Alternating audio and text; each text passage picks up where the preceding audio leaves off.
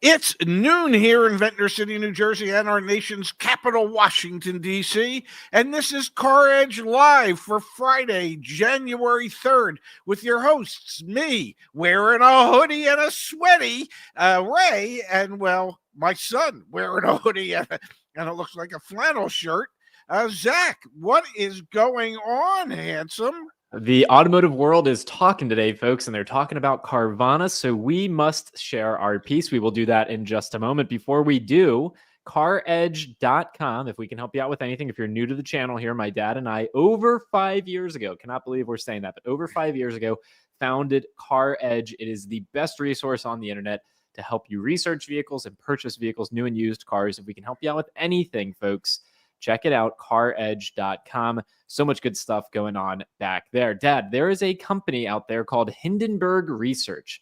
And yesterday they published a lengthy account about Carvana. Carvana, a father-son accounting grift for the ages. Now, before we dig into this, we have lawyers here at CarEdge. Everything that my dad and I are about to talk about are in our opinions, and none of this is financial advice. This is just we have to be preemptive here and say these things. So our opinions as individuals, not representing our company, and Yeah, these are, opinions. These are opinions, folks. All right. So take it, and not financial advice. Hindenburg, Dad, has a history of writing these lengthy research papers on companies that are unscrupulous, and Carvana is in the crossfire. Before we dig into all the nitty-gritty details, I want to simply start here, which is, Dad, did you happen to have a conversation with the folks at Hindenburg? Because you've been calling this for a while now. I have not. They didn't consult me. I wasn't one of the 49 people that they interviewed. I do have in my inbox an email from a gentleman who has followed us and listened to us, and was curious about my take on Carvana many months ago, and started doing his own research, and he was flabbergasted by what he found.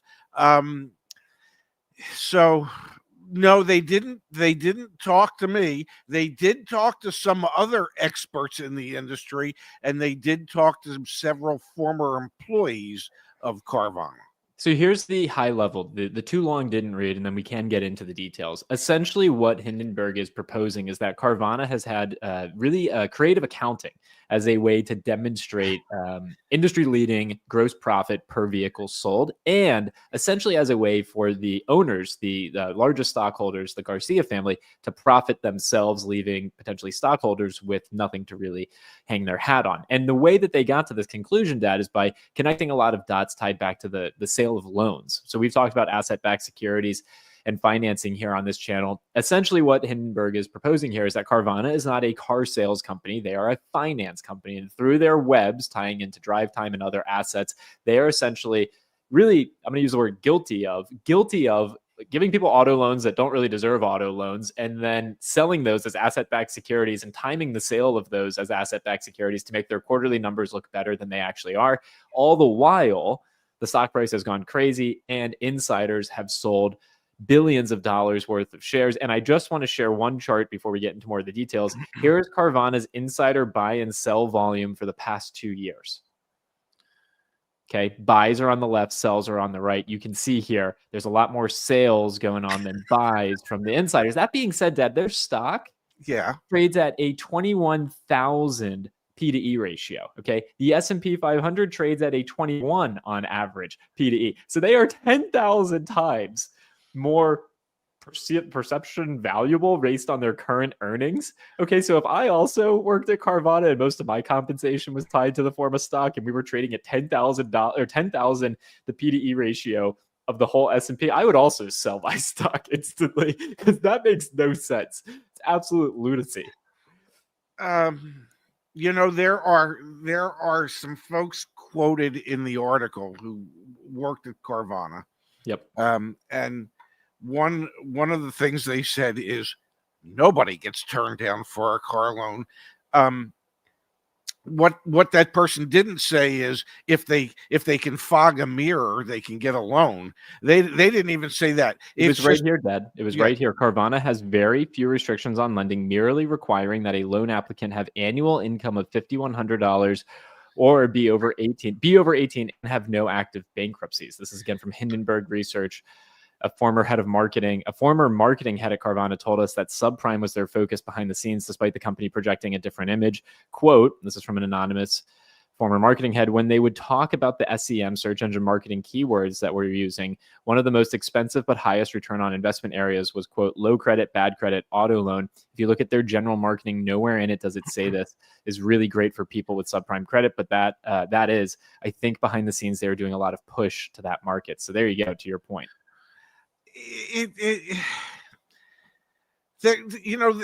What it really boils down to, in my opinion, is they're not a car selling company. They're a loan origination company. They need the cars in order to originate the loans, and then they turn around and they sell those loans, and they know that the percentage of people who will go bad is higher on their loans than other loan backed securities that can be sold, but they sell those loans, and that's how they generate profit. There are any number of people who have spent time in the car business, and I have said this before. When Carvana was near bankruptcy, which was a little over 2 years ago, I think their stock was trading at like $1.95 or something like that. And as a direct retailer to customers, they had the lowest gross profit per vehicle sold of any of the major players. Major players being Echo Park, CarMax, at that time Vroom and Shift were also selling cars. And their average gross profit per car sold was lower than anybody else's. It was running at that time at around $1,400 or $1,500 gross profit per used car sold. They had one profitable quarter in their entire history before that. Suddenly, a company that had the lowest gross profit per vehicle is now claiming to have gross profits per vehicle that are double, 2 times plus the industry average. You do not go from having the lowest gross profit per vehicle sold to suddenly 2 to 2.5 times the average gross profit. It doesn't compute. Now, what also doesn't compute that is they pay the most typically to buy cars from consumers. yes. And then they sell these cars. Where is the, because the gross profit that you're talking about per vehicle retail last quarter was over $7,000. So how can you, yeah, that's like where the mental gymnastics really start to break down in my head. And we can, you can test it on caredge.com/sell. You can plug your car in, see what offers you get, then go to Carvana, because Carvana no longer is part of the network that we have to sell to them. And you can compare your offer. Carvana pays a lot of money for these cars, then make $7,000 on average on top of that. How? Well, the how is that they're counting at least. Hindenburg is suggesting, in your opinion, is I'm thinking that what they're doing to claim that type of gross profit is they are calculating what the interest would be on that given loan for that particular vehicle. And then that is listed as total gross profit for that vehicle, assuming the loan comes to fruition or gets paid off. And I guess as far as they're concerned, when it gets sold as an asset-backed security, in their mind, it's paid off. So a couple of things here. I want to transition the conversation. I'm gonna pull up a few more data points to cue you up, Dad, and then I want to transition to should this matter? Should we care for the purposes of our audience and our show and our education? Should we care about this? Before we do, some more data. Almost 44% or 6.8 billion of Carvana's receivable trust, i.e. loans it sells in its asset-backed securities deals, are non-prime with the average weighted FICO score of 567 to 584. And the delinquency rate of these loans is quite high, to your point. We know auto loan delinquency rates have been climbing all year long. This is not just a Carvana story. This is an industry story. Auto loan balances burden subprime and prime delinquency rates, and subprime dealer America's Car Mart in Q3. We've had multiple dealerships go under, Dad, because smaller scale, much smaller scale than Carvana, but dealers go under because of subprime auto loan delinquency. So this is certainly something that burdens Carvana here. So your question to me was, should we care? Yep. If if, as Hindenburg research suggests, it's a grift, it is akin to some type of far-reaching Ponzi scheme in a sense. Should we care? I don't know. If it's fraud, yeah, I suppose we should care. Who's getting hurt? Stockholders eventually could end up getting hurt. Because you can make a really strong case that Carvana's been great for consumers. You want to sell your car? It is one of the easiest, simplest ways to sell your vehicle. So Yes. Kudos to Carvana. They've built some really impressive infrastructure and incredible customer experiences. So it's like, I don't know, they did that. That's innovation in the marketplace. Is it fair that, there's potentially like a grift, in the words of Hindenburg? Like, yeah, no. And they've done some good. Like, they've totally done some good. And they've made it easy for some subprime purchasers, anyone over 18 that doesn't have an active bankruptcy and an annual income of less than $100 a week, $5,100 a year. When you put it that way, yeah, that person somehow qualifies for a loan. So is it good? Yeah, it's good for those people who are never going to pay back those loans because they don't have the financial wherewithal to pay back the loans. How do you live on an income of $5,100 a year? Where? A better question is, where do you live on an annual income of $5,100?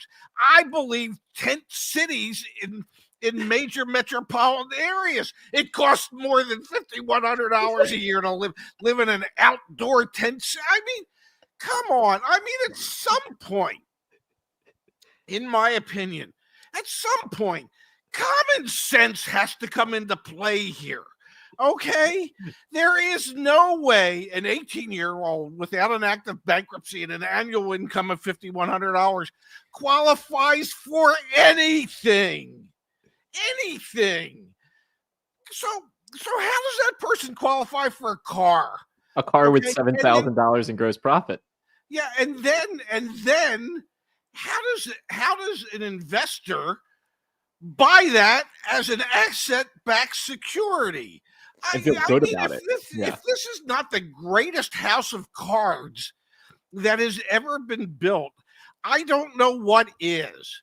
And again, the P to E ratio, which is the price to earnings ratio, which is, I guess in its like simplest sense, like the value of future earnings based on today's current stock price. It's like, how aggressive are current investors going to be based on today's current earnings to jack up the price of the stock?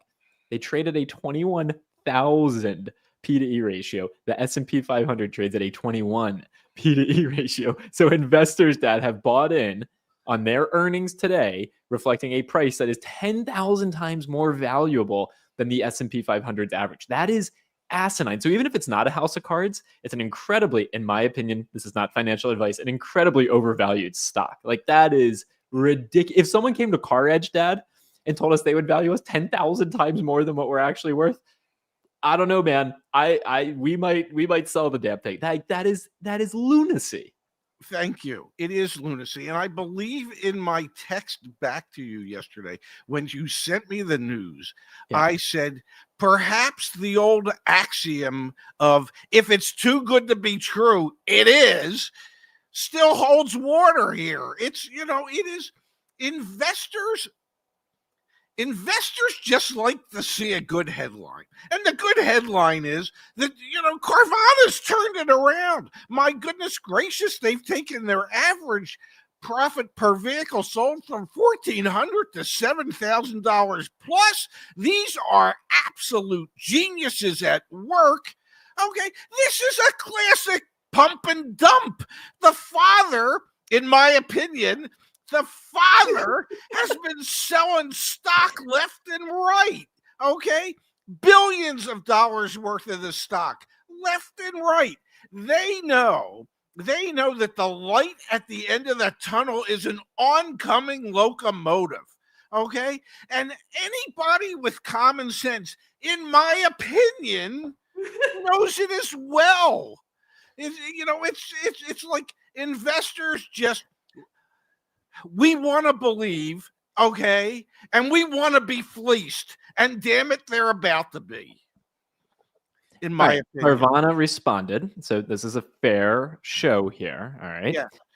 We've got here, quote, in the 7 years since our initial public offering, Carvana has been one of the most heavily researched public companies. The arguments in today's report are intentionally misleading and inaccurate and have already been made numerous times by other short sellers seeking to benefit from a decline in our stock price. We plan to stay focused on executing our plan for another great year in 2025. The report said Carvana is, quote, subject to an undisclosed SEC investigation per Disclosure Insight, a Freedom of Information Act intelligence firm. We think the company should clarify to the market whether it has faced SEC investigations and their status. An SEC spokesperson told Automotive News the agency does not comment whether a company is possibly under investigation. In the report, Hindenburg said a former Carvana director claimed the company approved 100% of its loans, which you were mentioning a moment ago. And I'm going to come all the way down here, Dad. Hindenburg in 2020 accused startup EV maker Nikola of being a fraud in a scathing report, and a year later said Lordstown Motors was not truthful with investors and the public about its ability to produce vehicles on schedule. Lordstown filed for Chapter 11 protection in June 2023. It emerged from bankruptcy in March of 2024 under the name New Ride. Nikola founder Trevor Milton was found guilty by a federal jury in Manhattan in 2022 on 2 counts of wire fraud and 1 count of securities fraud. Prosecutors called him a, quote, con man who lied to investors about Nikola's technology. So obviously Carvana had a response. Yes. This research that has come out. Could you go back to the first paragraph of their response? Yeah, absolutely. Please.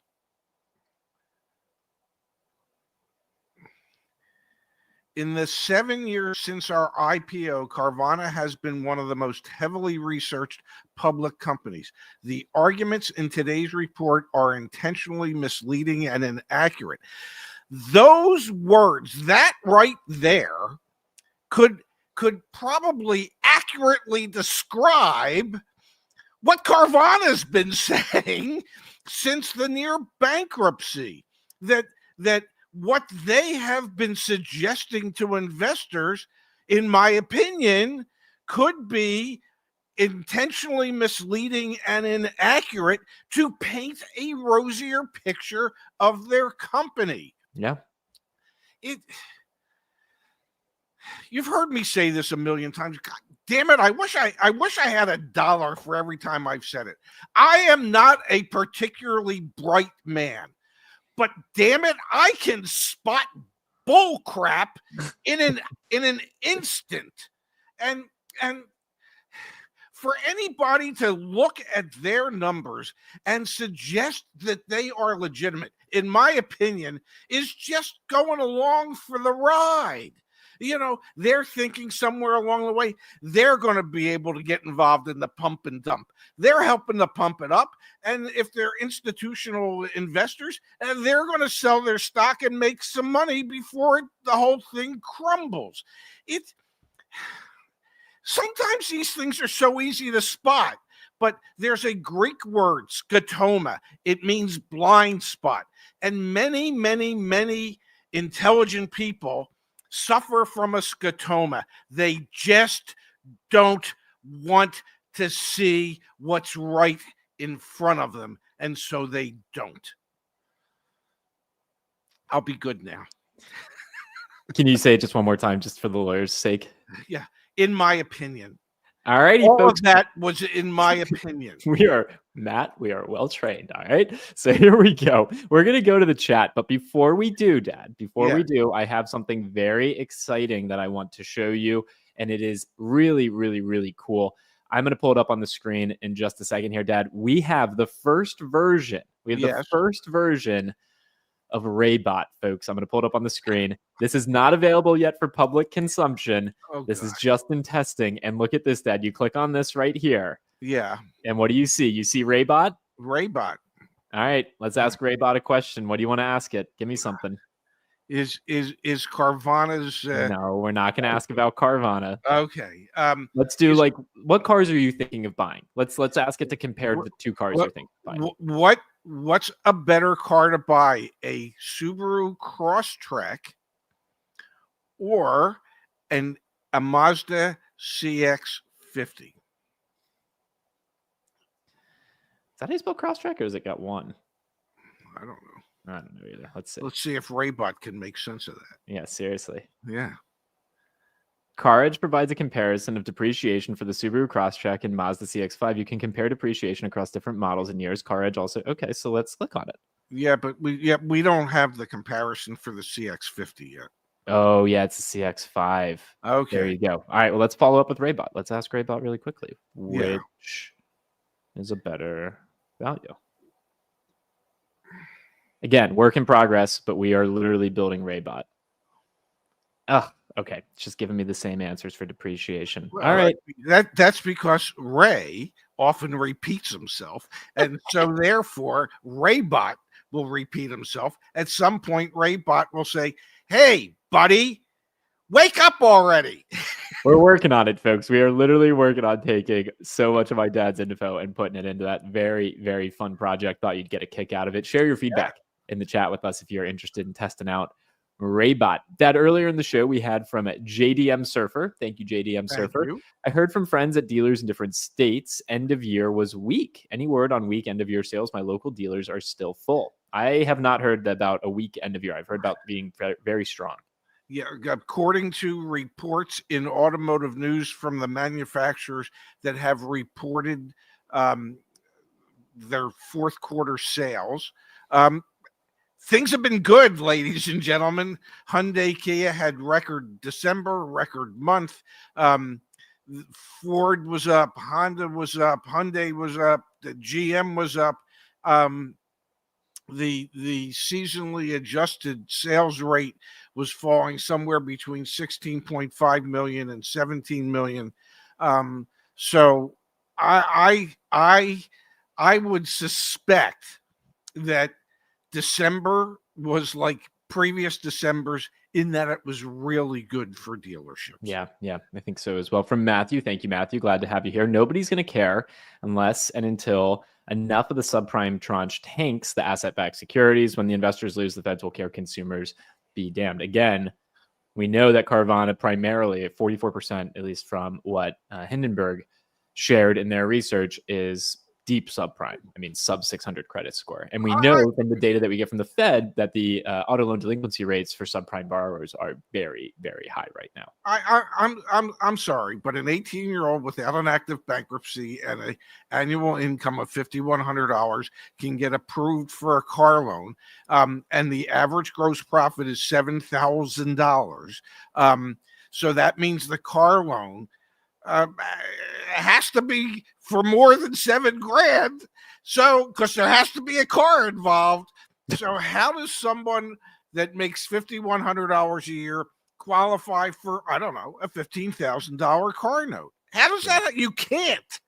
So, yeah, let's see if we can help Greg out here. Back to our bread and butter. 2019 Toyota Tundra. Here's a VIN. Wondering how CarEdge has a $6,000 to $8,000 target discount when KBB, Edmunds, etc. don't have it that low. All right, so we use a normal distribution here. So let's look at this VIN and we can talk through how we got there. Do you mind reading this out to me, Dad? I don't mind at all. You ready? Yep. 5 T F D Y 5 F 1 6 K X 791460. Thank you, Pops. You're welcome. So what we do to get to this target discount range and the fair price range, and I'm going to make an ask to anyone that's on the team, anyone that's on the CarEdge team right now. Can we get a tooltip on this pretty please that explains what we do, because that'll help make my life easier and Greg's life easier in the future. We take all of the similar 2019 Toyota Tundra SR5 four-wheel drives for sale within expanding geographic areas to fit enough that match that vehicle. We look at what prices they're listed for, and then we find the bottom third. So we suggest a fair price range that is in the bottom third of that grouping. So we're telling you, based on the information we have on this vehicle and comparable vehicles, you want to be below, in that percentile, like at 33 percentile. So not the lowest priced in the market, but definitely not the highest. And that's how we get to that fair price range there for you. Days on market also plays a role in it as well. And I'm going to make a note. We got to get a comma there. I really want a comma on that one. 39,300. Yeah, you said that yesterday. I did say that yesterday. Yes, not that I paid attention.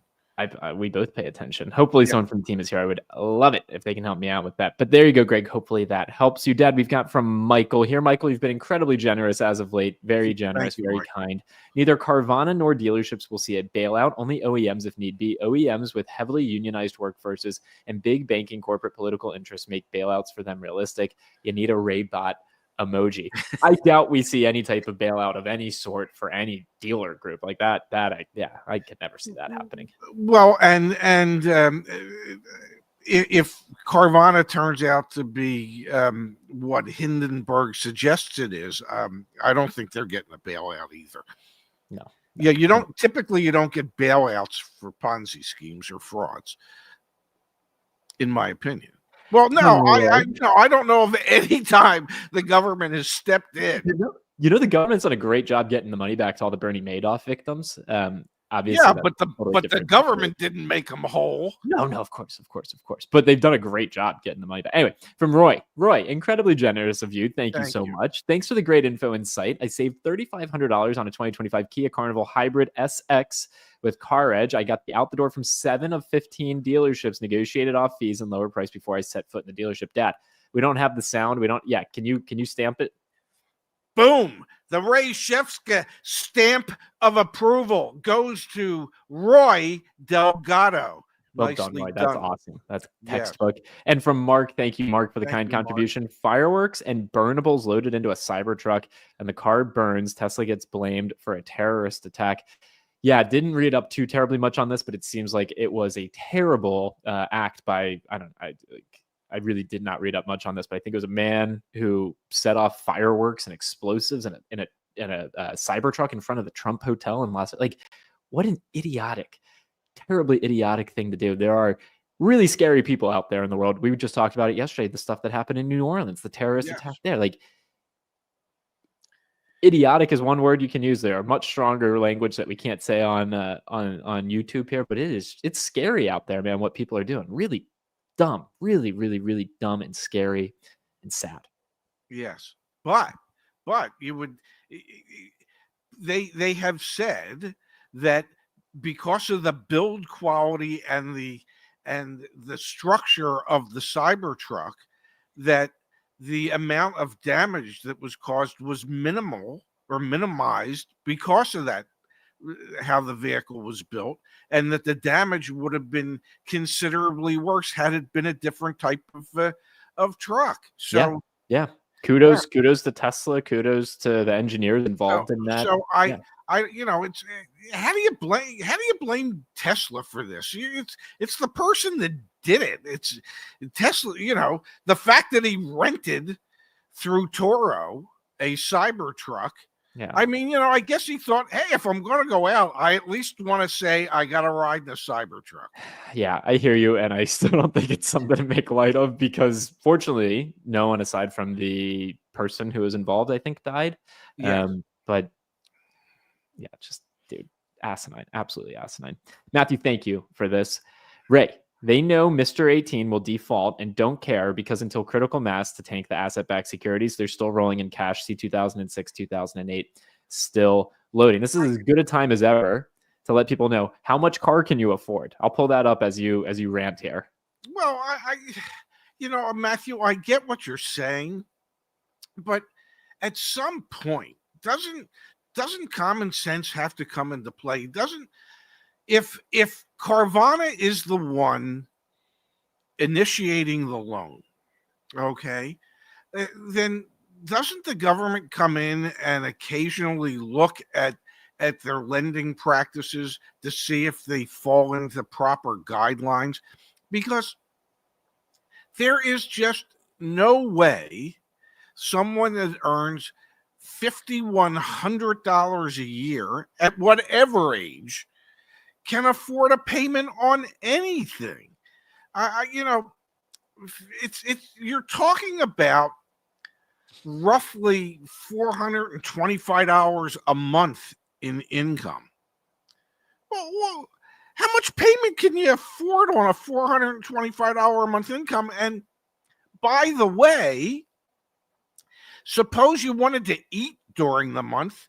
I mean, if food ain't free, I mean, you can't subsist on $425 a month, let alone subsist and have a car payment. Totally, How does that totally. person qualify for a loan? And how does the banking industry or the government allow loans to be written like that? Yeah. That's my point. Definitely. Dad, I want to come back to the chat for just a moment. But before I do, again, today's show is brought to you by CarEdge.com. I simply want to highlight here, we have a car search, a research center where you can see what other people have paid for vehicles, compare cars, look at lease deals, dealer reviews, so much good information here. And under Buy a Car, we have our car buying service, CarEdge Insights, our car buying toolkit and report. So much great information back at CarEdge.com, including you can shop and save on auto insurance, which if you're not doing that every 6 months or so, you're missing out. You need to be doing that as auto insurance rates go up. From JDM Surfer, thank you, JDM. Sold less than 19 and 20, yet inventory is comparable. Sounds weak to me. 1.6 million in 2020 versus 1 million in 2024. Strong end of the year doesn't necessarily mean strong compared to prior years, but stronger than what we had been seeing in 2024. There was a flurry of activity for car dealers in December. Absolutely. I mean, this, you know, we don't have the full reports yet, but I don't know. I haven't read anything anywhere that suggests that December was slower than what the industry had hoped it would be. So, yeah, there you have it.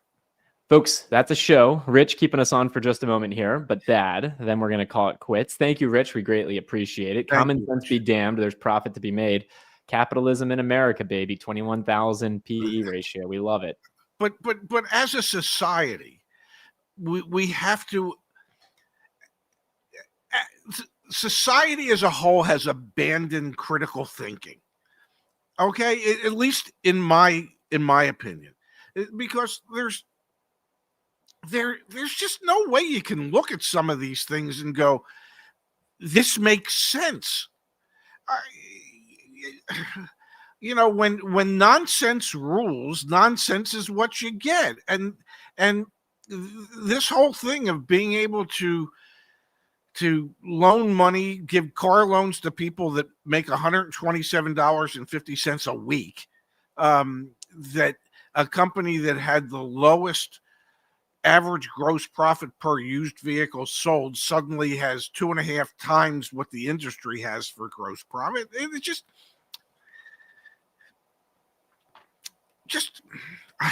I don't know what to say. We're calling the show, Pops. I need to go get lunch before a 1 o'clock meeting. I love you very much. We'll be back on Monday. Unless you want to stay on, I can just No. I feel very strongly about you as well. I love you and your sister and your brother-in-law and our your niece that's about to be born. And okay. We're out of here, folks. We're back on Monday. I love you, Dad. Love you too. Have a great weekend, handsome. You too, guys. Bye-bye now.